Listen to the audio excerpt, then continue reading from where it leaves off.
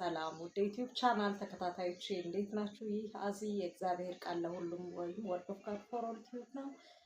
እንዴት ናችሁ? ክብር ሁሉ ለእግዚአብሔር ይሁን። ዛሬ ደግሞ አንድ የእግዚአብሔር ቃል ክፍልን እናያለን።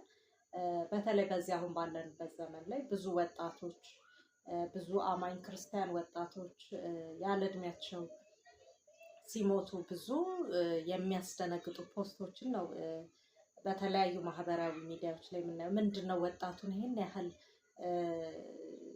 ያለ እድሜያቸው ገና በሀያዎቹ መጨረሻ ውስጥ የሚሞቱት እና ከእግዚአብሔር ቃል አንጻር ስለ እድሜ መርዘም እና ስለ እድሜ ማጠር የእግዚአብሔር ቃል ምን ያሳስበናል? በተለይ ለዚህ ትውልድ እንደገና ደግሞ እድሉን አግኝታችሁ ዛሬ ይሄንን ቃል እግዚአብሔር እንድትሰሙ በጆሯችሁ ለእድሉን ለሰጣችሁ በሙሉ ይሄንን ቃል እንድታስተውሉ እፈልጋለሁ። ምክንያቱም አሁን ከምን ጊዜው